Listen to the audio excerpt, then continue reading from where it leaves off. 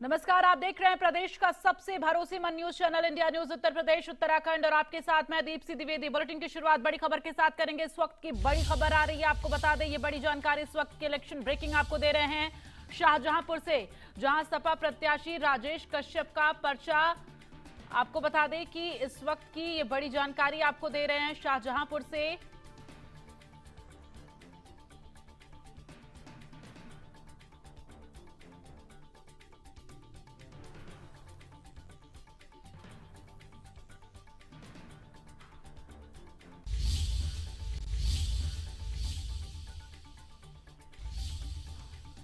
तो ये बड़ी खबर इस वक्त की शाहजहांपुर से आपको दे रहे हैं।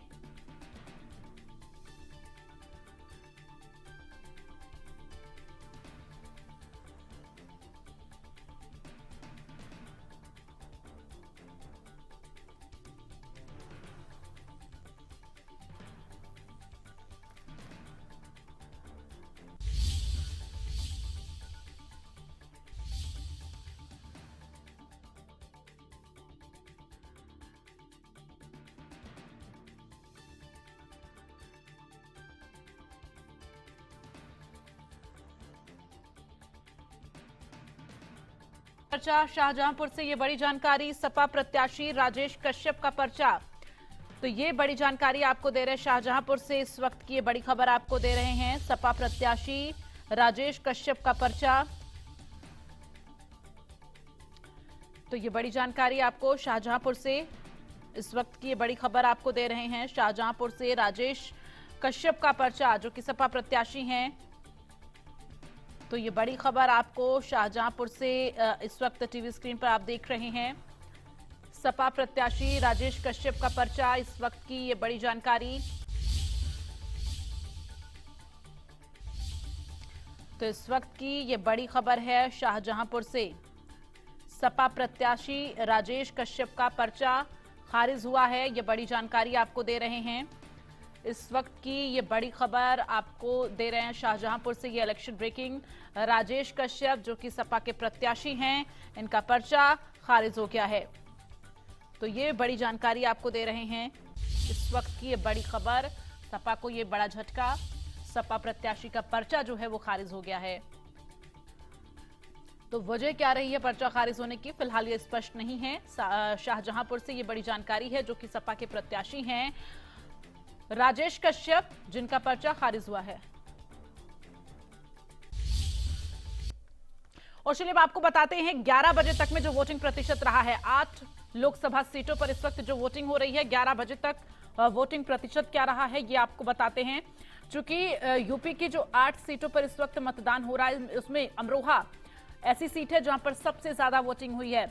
28.8% इस वक्त मतदान हुआ है अमरोहा में। 11 बजे तक के ये आंकड़े आपको बता रहे हैं।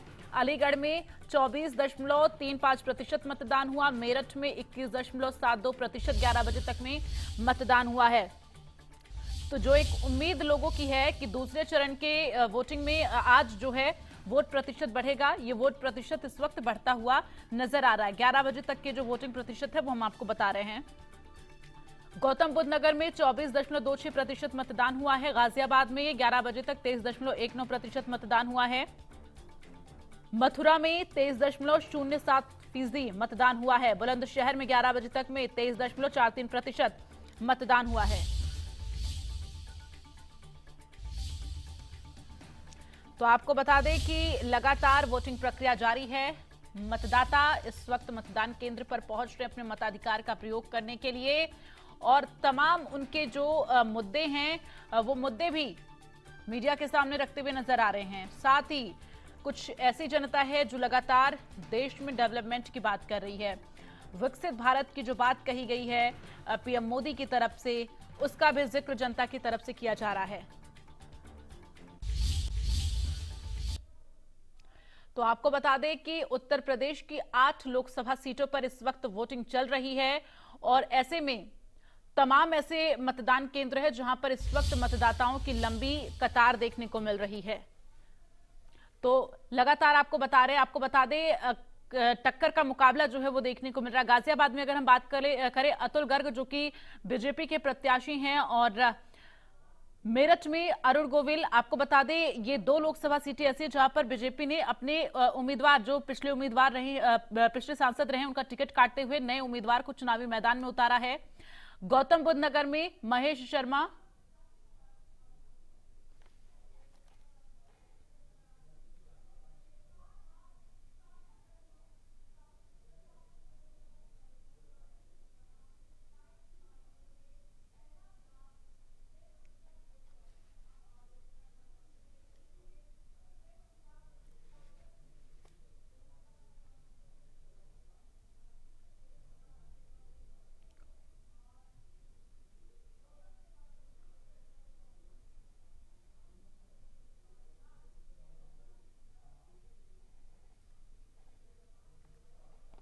तो आपको बता दें कि उत्तर प्रदेश की 8 लोकसभा सीटों पर इस वक्त वोटिंग चल रही है और ऐसे में वोट प्रतिशत की अगर हम बात करें, 11 बजे तक के वोट प्रतिशत के आंकड़े हमने आपको बताए, जो कि पहले चरण के वोटिंग से उसके मुकाबले ज्यादा नजर आ रहे हैं। ऐसे में उम्मीद जो लोग ये कर रहे हैं कि दूसरे चरण में वोटिंग प्रतिशत बढ़ेगा, वो उम्मीद कहीं ना कहीं अभी तक जो है वो लग रहा है कि पूरी हो जाएगी, क्योंकि वोटिंग प्रतिशत बढ़ा है।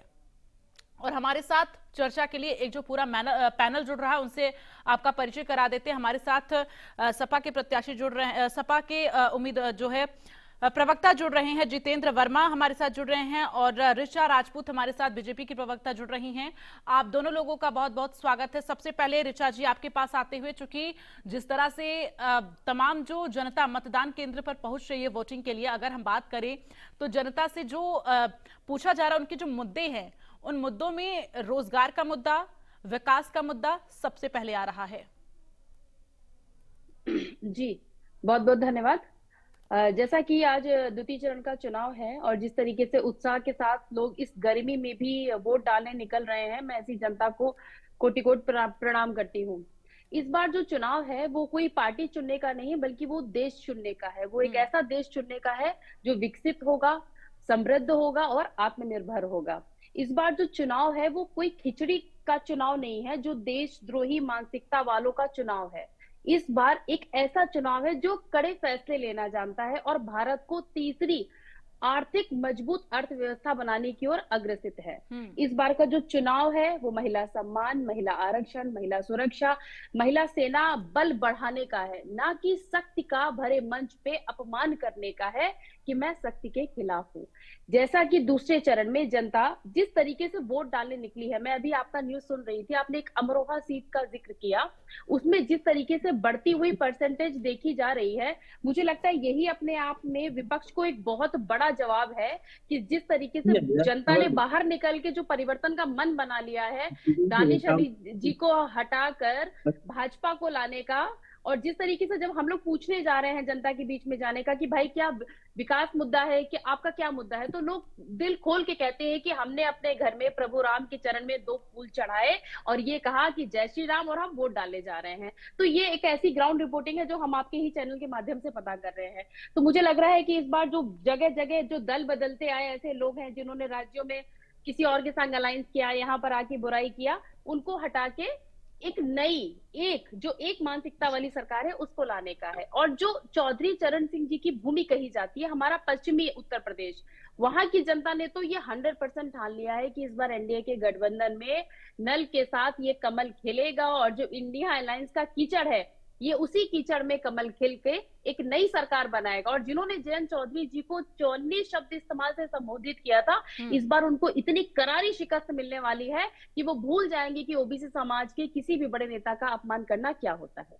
ठीक है जितेंद्र जी, आपने ऋचा जी की बातों को सुना, इस पर आपसे जवाब चाहूंगी। ये चुनाव जो है देश के बेरोजगारों के खिलाफ काम करने वाली भारतीय जनता पार्टी के खिलाफ। जितेंद्र जी, आपको माफी के साथ रोकते हुए जरा अपने दर्शकों को एक बड़ी खबर आ रही है वो बता दें। इस वक्त की जो बड़ी खबर इलेक्शन ब्रेकिंग आ रही है वो अपने दर्शकों को बता दें।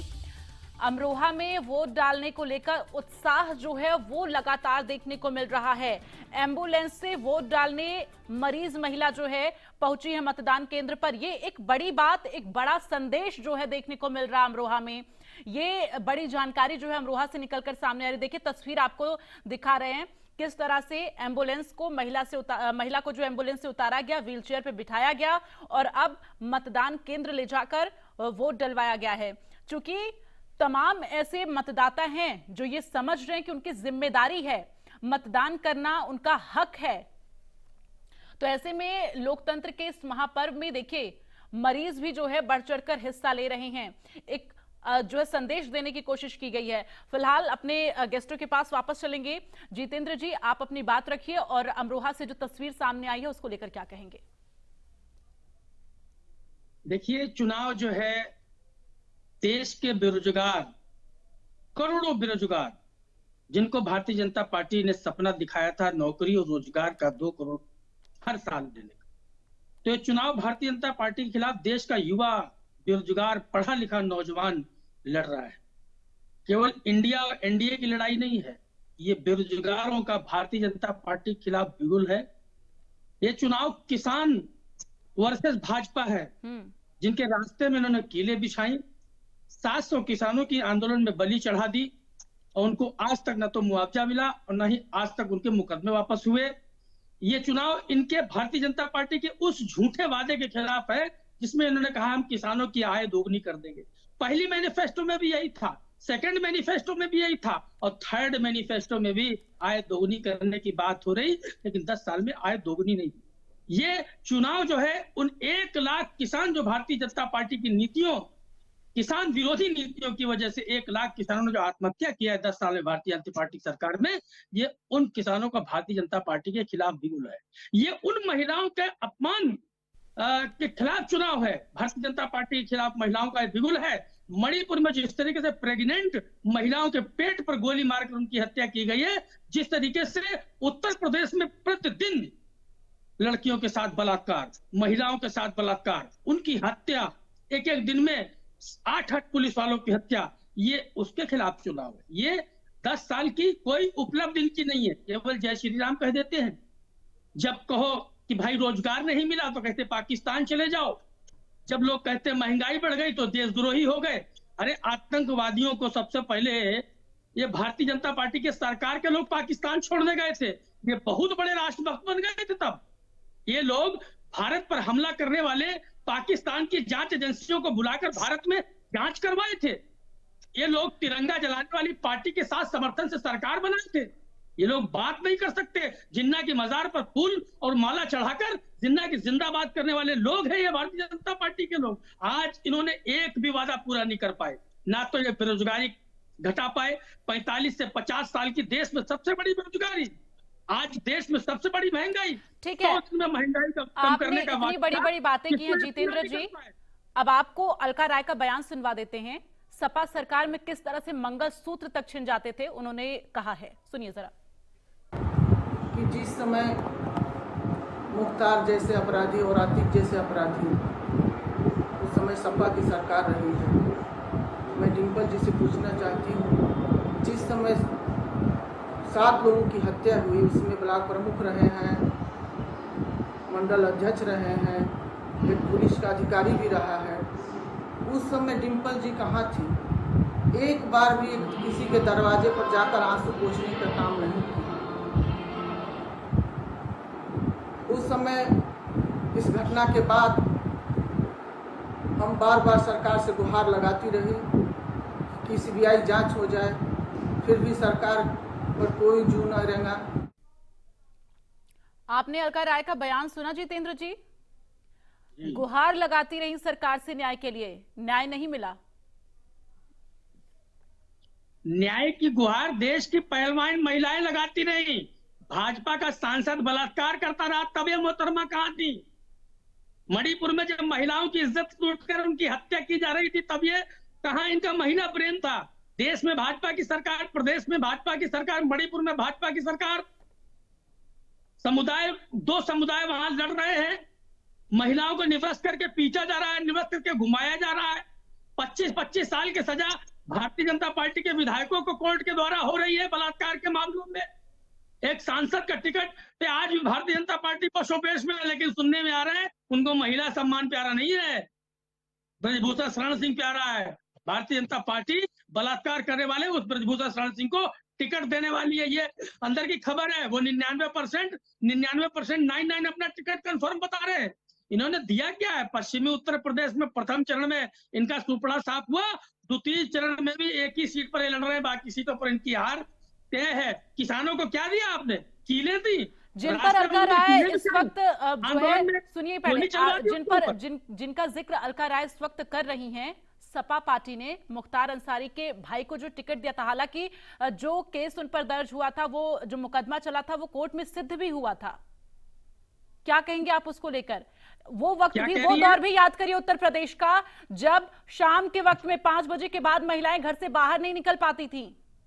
उस वक्त में सपा की सरकार थी। अरे बहुत अच्छा क्वेश्चन किया। सुन लीजिए, आपने अभी 2000 घटनाओं के वीडियो दे दूंगा मैं।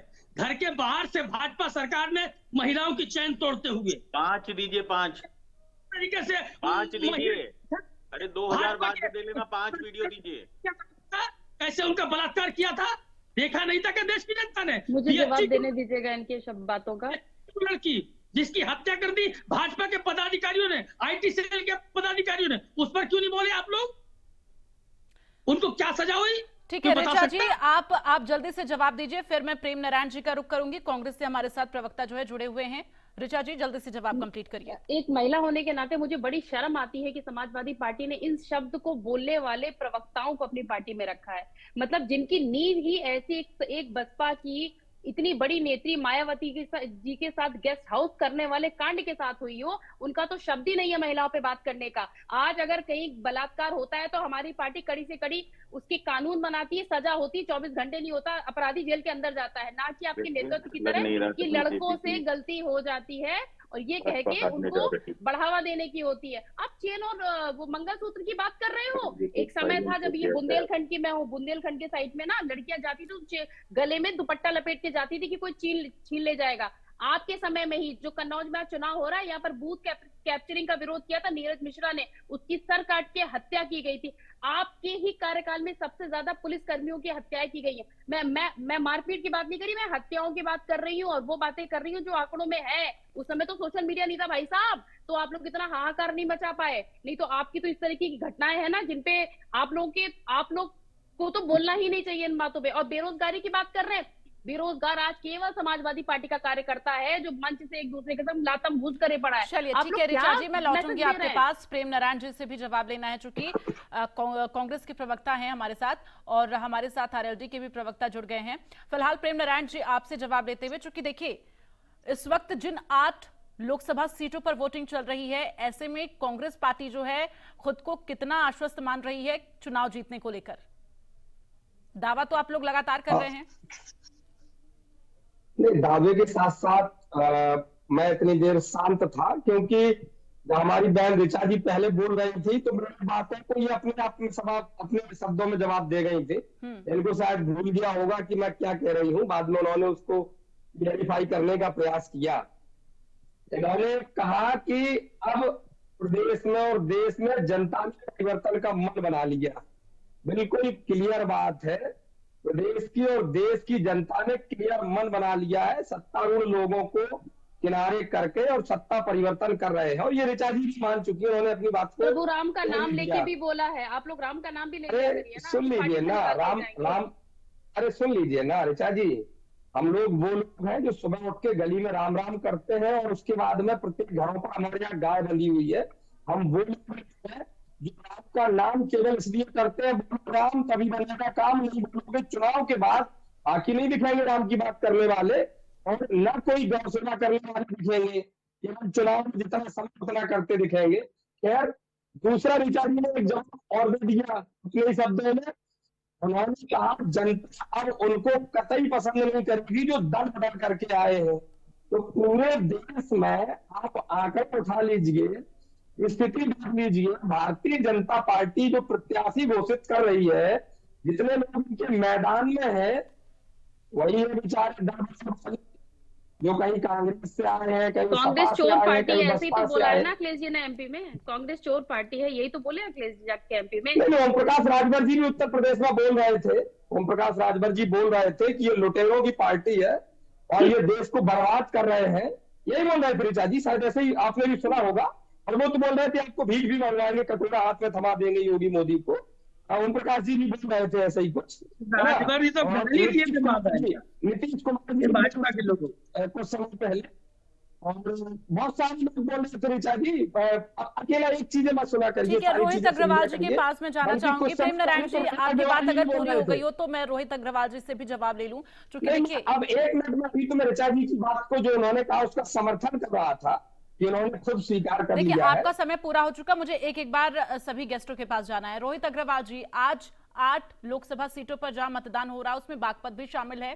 बागपत के अगर हम बात करें, जाटलैंड है, किसान बेल्ट है, ऐसे में आरएलडी का जो खासा प्रभाव है। लेकिन बागपत में कुछ ऐसी विधानसभा क्षेत्र हैं जहां पर इस वक्त जो मतदाता हैं वो मतदान का बहिष्कार कर रहे हैं। उनकी नाराजगी आप कैसे दूर कर पाएंगे? चूंकि देखिए आरएलडी का खासा प्रभाव है, जाटलैंड कहा जाता है, किसान बेल्ट है, कैसे दूर कर पाएंगे? हाँ, देखिए अभी अभी खबर मिली है, कुछ मुस्लिम क्षेत्रों में मुस्लिमों ने कहीं ना कहीं विरोध करने का काम किया है। उन्होंने मतदान का बहिष्कार करने का काम किया है। मैं अपील करता हूं अपने मुस्लिम भाइयों से कि कृपया करके निकलें, मतदान करें, बहिष्कार मत करें। आपके पास सारे विकल्प है। मत बहुत गंभीर है, मत बहुत जरूरी है, मत करना बहुत जरूरी है, आपके मत की बहुत अहमियत है। तो इसलिए मैं अपने मुस्लिम भाइयों से कहता हूं कि अगर आप किसी बात से नाखुश हैं तो यकीन रखिए 4 जून के बाद जब यशस्वी प्रधानमंत्री नरेंद्र मोदी जी तीसरी बार शपथ लेंगे तो आपकी जो भी समस्याएं हैं उसका हम हल कराने का काम करेंगे। उसको हम कहीं भी किसी भी तरीके से आपकी कोई भी समस्या पेंडिंग नहीं रहेगी। परंतु अगर कोई भी क्षेत्रीय समस्या रह गई है, कोई भी अगर कोई ऐसा एरिया रह गया है जहां पे कोई स्पेसिफिक समस्या है जिसके कारण मुस्लिम मतदाता नहीं निकल रहे हैं, तो मेरी अपील है खासा तौर पे बागपत के और पश्चिम उत्तर प्रदेश में जो 8 सीटें हो रही हैं उसमें उन मुस्लिम मतदाताओं से जो कृपया करके निकलें, क्योंकि मत करना बहुत आवश्यक है। मत आपका अधिकार है, लोकतंत्र को मजबूत करता है मत। लेकिन नाराजगी दूर करना, जब जो भी वहां पर प्रत्याशी हैं किसी भी पार्टी के वो हों, जो मौजूदा सांसद है, जिम्मेदारी उनकी बनती है ना कि नाराजगी दूर की जाए। बिल्कुल, जो हम पूरी जिम्मेदारी से कह रहे विकास हैं, काम किए जाए। देखिए हम पूरी जिम्मेदारी से कह रहे हैं, राष्ट्रीय लोकदल क्योंकि थोड़ा सा लेट सरकार में सम्मिलित हुआ है, हम पूरी जिम्मेदारी से कह रहे हैं, हमारी पूरी जिम्मेदारी है जो भी हमारे भाइयों की अगर कोई भी नाराजगी है उसको हम दूर करेंगे। और अगर वो सरकार तक नहीं पहुंच पाई थी, नहीं उस समय तक पहुंच पाई थी, तो अब वो हमारा क्षेत्र है, हमारा घर है, तो वो कहीं ना कहीं हमारे कार्यकर्ता उनसे जुड़ेंगे और उस परेशानी को दूर करने का काम करेंगे। खासा तौर पे बहुत शिकायतें आ रही हैं कि मुस्लिम बहुल्य इलाकों में मुस्लिम भाई लोग इसका विरोध कर रहे हैं, कहीं ना कहीं वो बाइकआउट करने का काम कर रहे हैं। तो मैं उनसे अपील करूंगा कि कृपया करके अपने मत का प्रयोग करें, ज्यादा से ज्यादा मत दें, ज्यादा से ज्यादा वोट करें, क्योंकि लोकतंत्र तभी मजबूत होगा। आज जिस तरीके से इंडिया गठबंधन तुष्टीकरण की, ध्रुवीकरण की राजनीति करना चाहता है, जिस तरीके से वो मुस्लिम भाइयों को डराना चाहता है, वो भी आक्रोश है उनके अंदर कि निरंतर नरेंद्र मोदी जी ने सबका साथ सबका विकास करने का काम किया। नरेंद्र मोदी जी ने कहीं ना कहीं अगर 80 करोड़ लोगों को राशन दिया जा रहा है तो उसमें कभी जात और धर्म के नाम पे नहीं बांटा गया। जब भी मकान दिया जा रहा है तो जात और धर्म के नाम पे नहीं बांटा गया। पर वहीं पे आप देखिए किस तरीके से कांग्रेस की मंशा सामने आ गई है कि इनके सैम पित्रोदा कहते हैं कि साहब इनहेरिटेंट टैक्स लगाएंगे अगर कांग्रेस की सरकार आ गई तो। अगर आपका 2 कमरे का मकान है तो 1 कमरा आपका सरकार का हो जाएगा, 1 कमरे में अपने परिवार को बांट लीजिए। तो आप खुद सोचिए कितना विवाद करना चाहते हैं देश के अंदर, कितनी बुरी स्थिति में ये देश को लाना चाहते हैं कि आपके अगर 2 कमरे का मकान है तो आप सोचिए कैसे बंटवारा होगा उसका, कैसे सरकार को आप 1 कमरा उसका दे पाएंगे, कैसे फिर बचा हुआ 1 कमरा आपके परिवार में बटेगा। तो ये कांग्रेस की मंशा कहीं ना कहीं सामने आ चुकी है। कांग्रेस का जो चेहरा है, घिनौना चेहरा मैं कहूंगा, वो देश की जनता के सामने आ चुका है। ये लोग अंग्रेजी में बयान इसलिए देते हैं कि इनको लगता है शायद कि हिंदी भाषी पट्टी के लोग समझ नहीं पाएंगे, पर इनको शायद पता नहीं है कि हमारे देश का किसान बहुत पढ़ा लिखा है। हमारे देश का किसान ज्योति चरण सिंह जी अंग्रेजी में किताब लिखा करते थे, तो वो अपने किसान भाइयों के लिए लिखा करते थे। उन्होंने अपना जीवन समर्पित किया है, उन्होंने कभी किसान के अंदर धर्म नहीं देखा। वहीं पे आप देखिए किस तरीके से राहुल गांधी अनारगल बातें कर रहे हैं, प्रधानमंत्री जी का अपमान कर रहे हैं, किस तरीके की शब्दावली का प्रयोग कर रहे हैं।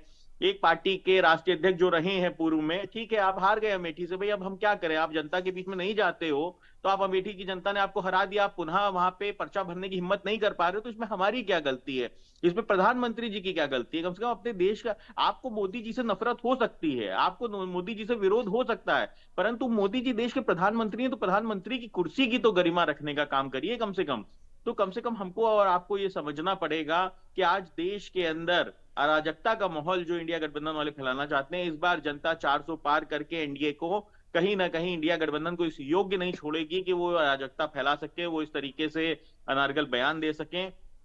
कहीं ना कहीं जनता सफाया करने जा रही है इंडिया गठबंधन का। जनता उकता चुकी है इस धर्म की राजनीति से, इस जाति की राजनीति से। पूरी तरीके से इंडिया गठबंधन समाप्ति की ओर है। और आप देखिए उत्तर प्रदेश के अंदर हालात ये हैं कि अभी कल उन्नाव का वीडियो में देख रहा था, समाजवादी पार्टी के एक नेता थे जो कि मंच पे चढ़ गए, उनको उठा के सिक्योरिटी ने बाहर फेंक दिया।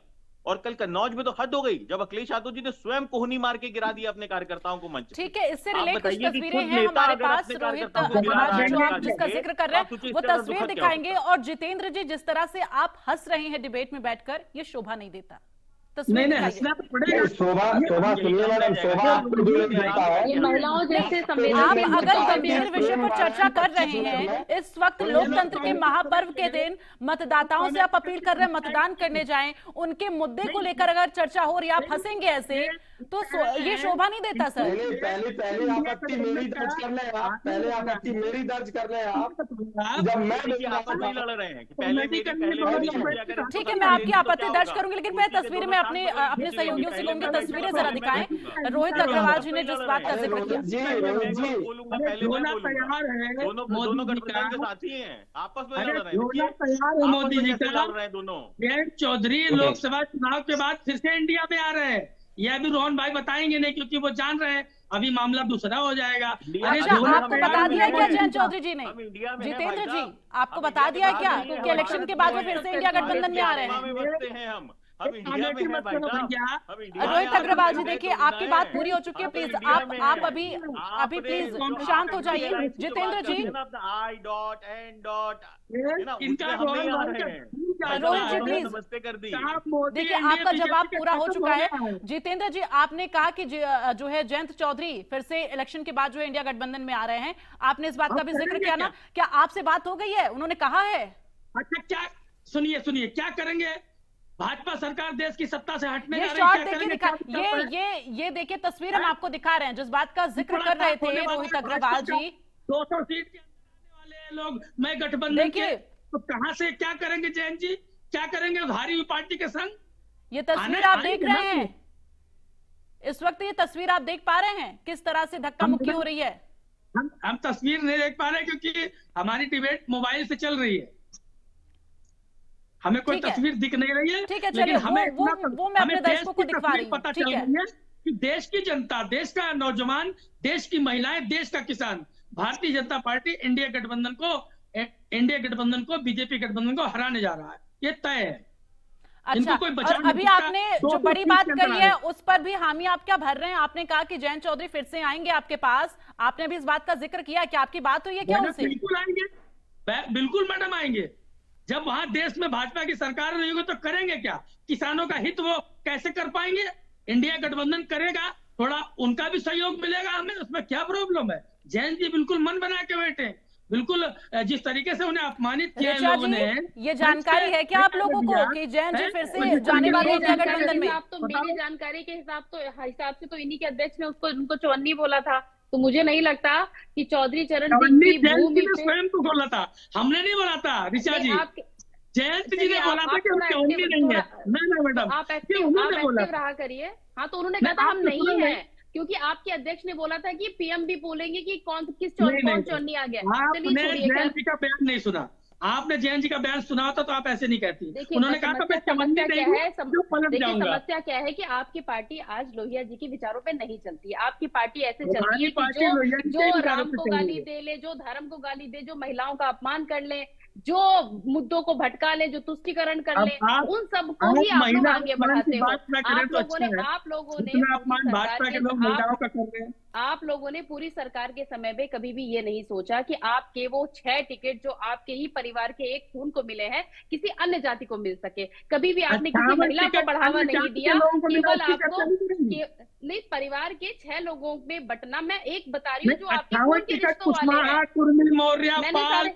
मैंने सारे टिकट देखे हैं, हर जाति को मिले।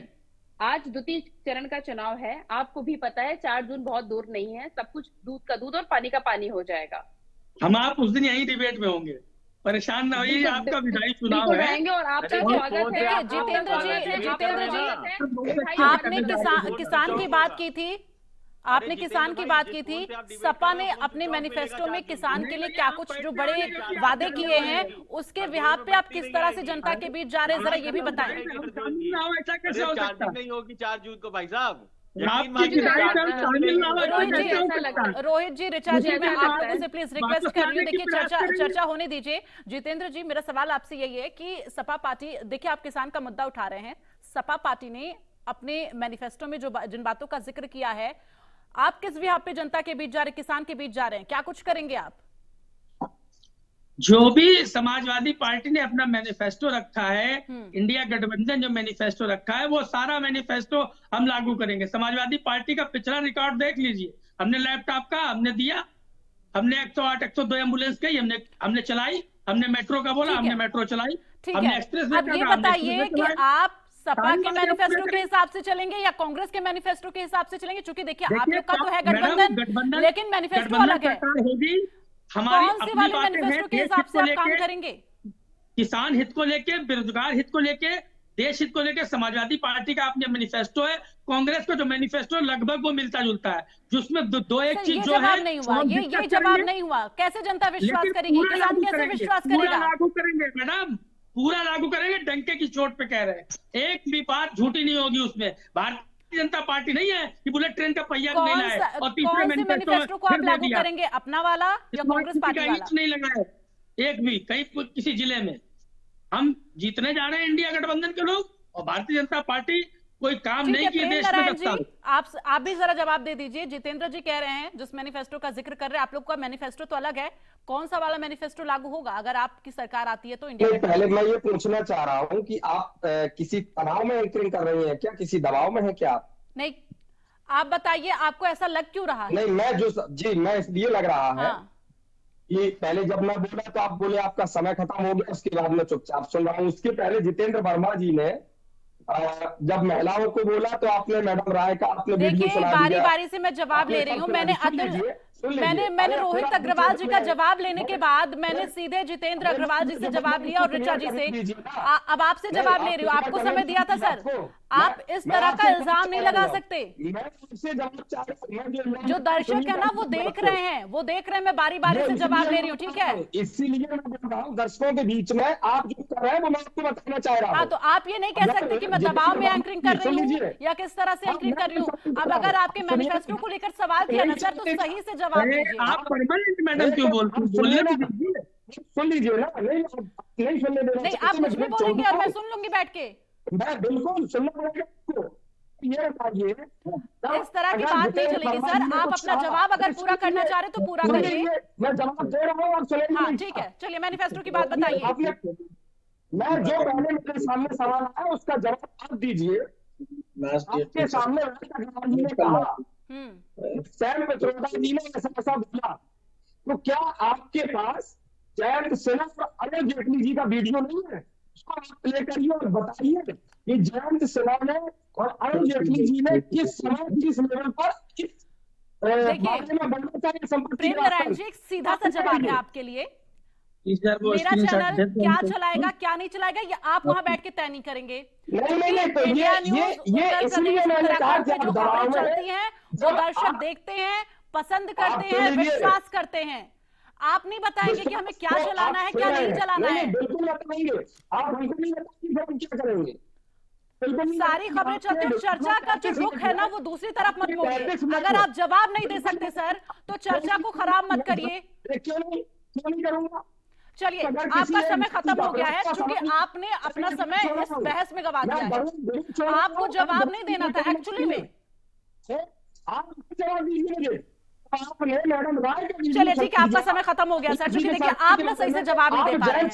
रोहित अग्रवाल जी, ठीक है, रोहित अग्रवाल जी, जयंत चौधरी जी के बारे में जो बात कही गई है उससे आप कितना इत्तेफाक रखते हैं? क्योंकि देखिए ये बड़ी बात जो है जितेंद्र जी ने कही है।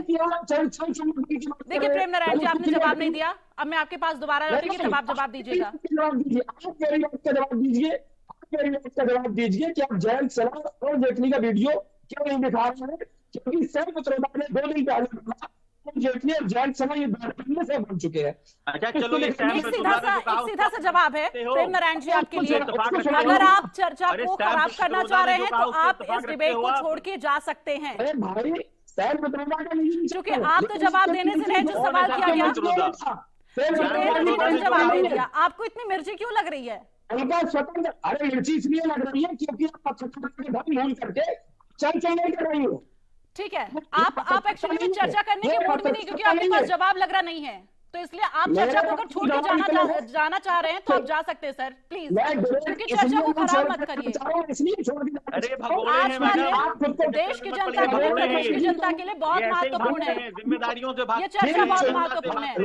ये ऐसे ही भागते हैं, ट्विटर पे ब्लॉक करके भागते हैं। ठीक है, अब आपकी आवाज मुझे भगोड़े म्यूट हैं, करवानी भगोड़े पड़ेगी, हैं। क्योंकि आप ऐसे शांत नहीं रहेंगे, आप जाकर के आप जवाब देंगे नहीं। जी जी भगोड़े हैं ये ठीक है, रोहित अग्रवाल जी, जयंत चौधरी जी को ये कहा गया है कि वो इलेक्शन के बाद जो है फिर से इंडिया गठबंधन में शामिल हो जाएंगे। आपने सुना जितेंद्र जी ने जो बात रखी है, आप कितना इत्तेफाक रखते हैं? और जिस तरह से आप लोगों में उत्साह नजर आ रहा है, जो आपका गठबंधन हुआ है, ऐसे में क्या कहेंगे आप? वो ये कह रहे हैं कि हार के बाद जब बीजेपी की सरकार नहीं रहेगी तो जयंत चौधरी सीधा उन्हीं के पास जाएंगे। मैं ऑब्जेक्शन लगातार कर रहा हूँ, मेरे सवाल का जवाब चैनल के द्वारा दीजिएगा। भाई को चुप कराइए भाई, अपने बारे में भी बोलते हैं, दूसरे के बारे में भी बोलते हैं, पता नहीं क्या बीमारी है इनको। अरे जनता के बीच में जाके बोला करो मंच पे, समाजवादी पार्टी वाले चढ़ने नहीं देते आपको मंच पे। जनता कोई इनके प्रत्याशी को पहचान नहीं पा रहा है। यहाँ डिबेट में आके डिबेट खराब करते हो। अरे इतना बोलने की बहाना जनता के बीच में आके बोला करो ना, जनता के बीच में आने डर लगता है क्या? देखिए, आपने तनाव की बात की ना कि आप तनाव में एंकरिंग करें। मैंने सीधा सवाल, जब रोहित अग्रवाल जी जुड़े हैं, मैंने सीधा सवाल यही पूछा है कि बागपत की जनता जो नाराज है, कैसे नाराजगी आप दूर कर रहे हैं? आप ये नहीं कह सकते कि मैं तनाव में एंकरिंग करने का काम क्या कर रही हूँ, और ना ही आप ये तय करेंगे कि हमारे स्क्रीन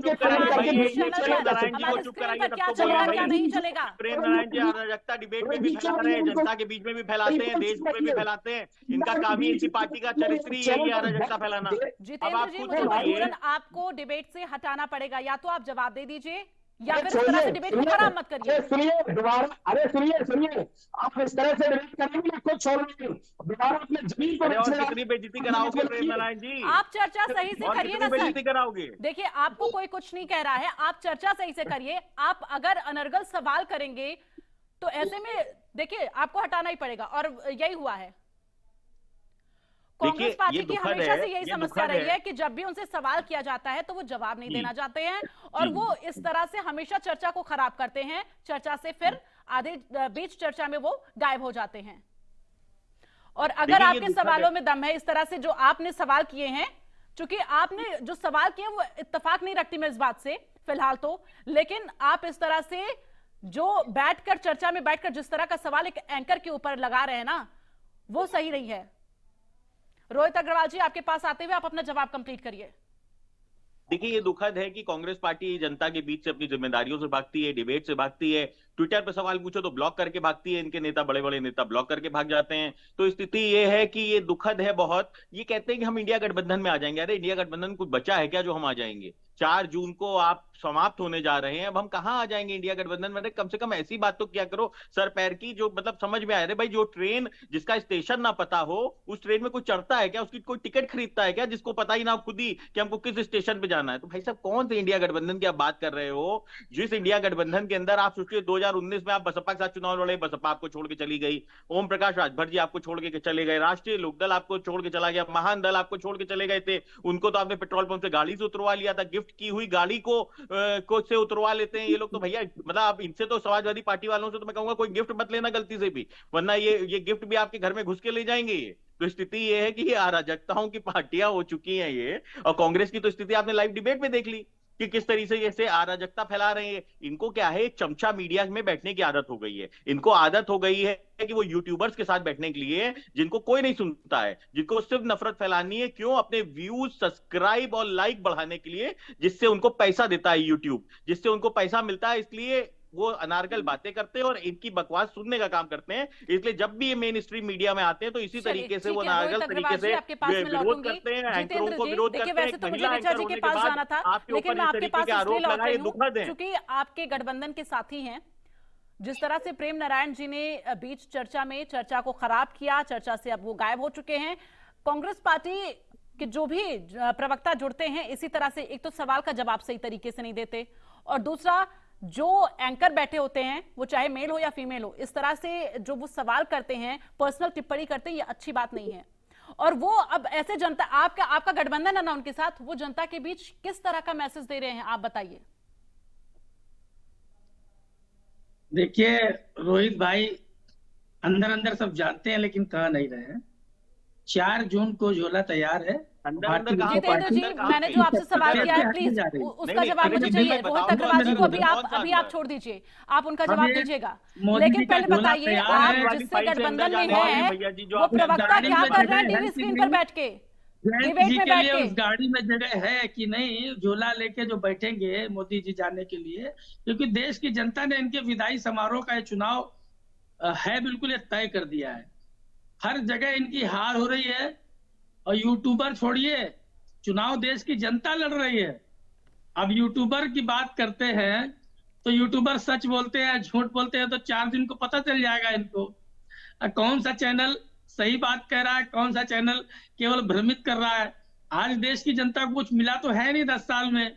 भाई हमारे जयंत चौधरी जी परेशान है, 2 सीट मिला उनको। कर रहा है 10 साल से भूखे हैं क्या जितेंद्र भाई? 2 सीट मिल गए। आप बता दीजिए जितेंद्र जी। तभी 1.5 लाख रुपए के मोबाइल से डिबेट कर रहे हैं। अरे 1.5 लाख रुपए के आईफोन से डिबेट कर रहे हैं आप। अभी आपने बताया कुछ चैनल पे और आप कह रहे हैं मिला नहीं है। अरे भाई साहब, ये 1.5 लाख के आईफोन से डिबेट ऐसे ही हो रहा है क्या? रोहित जी जवाब ले लेने दीजिए जितेंद्र जी के पास भी जाना है। कहने लग रहा है भाजपा इनके विधायक न तोड़ ले, खरीद न ले, इसलिए तो ये सीट पे मान गए, लेकिन इनका दिल और मन इधर है। चुनाव बाद कितने राज्यों में कितनी सीटें मिली हैं? अरे आप 200 के अंदर आ रहे हो तो हम तो जाहिर सी बात 300 पार जा रहे हैं, इसमें कुछ कहना नहीं है। जिस तरीके से आप लोगों तो नींद में भगवान कृष्ण दिखाई देते हैं कि आपकी सरकार बन रही है। एक ही सीट पे आप जवाब दूंगी। भैया कुछ चल रहा है, क्यों लड़ रहे हैं? जितेंद्र जी वो बाइट चल रही है। जितेंद्र जी आप इस तरह से कॉन्फिडेंस के साथ जो है ये बात रख रहे हैं कि आप 300 पार जा रहे हैं, वो भी जरा बता दीजिए ना। शांत हो जाओ। आप 5 लाख का जूता पहने, हमारी हैसियत नहीं है इतनी बड़ी, है ना? कौन क्या पहन रहा, प्लीज ये चर्चा का विषय नहीं है जितेंद्र जी। और आप प्लीज पर्सनल कमेंट मत करिए। अत्यंत दुखद है। समाजवादी पार्टी के प्रवक्ता 1.5 लाख के मोबाइल से डिबेट करते हैं पर उनको विकास दिखाई नहीं पड़ता है। अत्यंत दुखद है। सस्ता वाला मोबाइल है, अपना सच्चाई बताइए जो गठबंधन के एवज में मिला। देखिए पुराना सा मोबाइल है, ये देखिए हमारा तो पुराना सा मोबाइल है। हम आईफोन नहीं इस्तेमाल कर पाते। वो आईफोन दिखाओ ना जो हाथ में पकड़े हो। पुराना सस्ता सा मोबाइल है। आप दोनों लोगों से रिक्वेस्ट है कि मैं जितेंद्र जी को जवाब देना चाहती हूँ। मैं ऋचा जी, आज जिन 8 लोकसभा सीटों पर वोटिंग हो रही है, कुछ ऐसी लोकसभा सीटें हैं, मेरठ हो गई, गाजियाबाद हो गई, जहां पर बीजेपी ने अपने नए प्रत्याशी तो सोचिए इनके पास बचा क्या है? इसका कितना फायदा, या फिर ये किस तरह से आप इसको देख रहे हैं, कितना फायदा मिलेगा आपको नए चेहरे को लेकर? देखिए मुझे थोड़ी आवाज आपकी कट गई थी, इसलिए पूरा सवाल नहीं सुनाई दिया। मेरा सवाल आपसे ये है, जिन 8 लोकसभा सीटों पर वोटिंग हो रही है इस वक्त, कुछ ऐसी सीटें हैं, मेरठ हो गई, गाजियाबाद हो गई, तमाम ऐसी सीटें हैं जहां पर इस बार बीजेपी ने नए चेहरे उतारे हैं। अरुण गोविल हो गए और इसके साथ ही जो है गाजियाबाद में भी नया चेहरा उतारा गया है। तो ऐसे में बीजेपी को कितना फायदा मिल पाएगा? क्योंकि अगर हम गाजियाबाद सीट का जिक्र करते हैं तो वहां पर देखिए महेश शर्मा जी जो है वो गौतम बुद्ध नगर से, लेकिन अगर हम गाजियाबाद की बात करते हैं, अतुल गर्ग वहां से जो बीजेपी के प्रत्याशी हैं, उनपे जो है नाराजगी भी देखी गई। चूंकि हमने जो रिपोर्ट दिखाई है अपने दर्शकों को, जो जनता का मूड हमने दिखाया है, उसमें कुछ ऐसी भी बातें निकलकर सामने आई कि जनता ये कह रही है वो अतुल गर्ग को नहीं बल्कि वो मोदी जी को वोट करेंगे। तो कहीं ना कहीं अतुल गर्ग से नाराजगी भी निकलकर सामने आई है। देखिए जिन भी दूसरे चरण में जितनी भी लोकसभा में चुनाव होने जा रहा है, ये तो तय है कि ये चुनाव पूरी तरीके से हमारी भारतीय जनता पार्टी की एक विचारधारा और भारतीय जनता पार्टी की केंद्र और राज्य की जो नीतियां रही हैं, जिसका सीधा फायदा हमारी जनता तक पहुंचा है। सीट पक्का आवाज है क्योंकि भाषण मिल रहा है को वहां के पार्षद इनसे मिलने वाली योजनाओं की इतर ये सब मिला है। एक विधायक ने जो काम किया है वो तो उसके साथ में जुड़ने वाली एक ऐसी फायदा है जो उसको मिल रहा है। लेकिन एक जो मैं जितेंद्र अपने भाई को जवाब देना चाहती हूँ, ये मैनिफेस्टो की बात कर रहे हैं। मुझे ऐसा लगता है कि ये सारी पार्टी ना सुबह सुबह एक कमरे में बैठती, जब भी उठ जाते हैं फिर ये सोचते हैं कि आज हमारे मुद्दे क्या रहेंगे, फिर है कि महंगाई, बेरोजगारी, मणिपुर। अगर हम आंकड़ों की बात करें तो इस पे बात नहीं कर पाएंगे। हम अपने भाई के ही मैनिफेस्टो के बारे में कुछ बताना चाहते हैं, मुझे 1 मिनट समय दीजिएगा।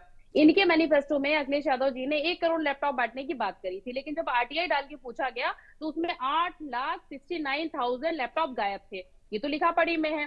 300 यूनिट फ्री बिजली देने की बात की थी, लेकिन उस समय पे 10 घंटे से ज्यादा बिजली नहीं आती थी गांव में, लोग बिजली के तारों में कपड़े सुखाया करते थे। उस समय में 73,000 करोड़ के आसपास बिजली विभाग नुकसान में चल रहा था। स्कूल लगभग 83,000 स्कूल ऐसे थे जहां पर बिजली थी ही नहीं। इन्होंने वादा किया था कि हम क्राइम फ्री सरकार बनाएंगे।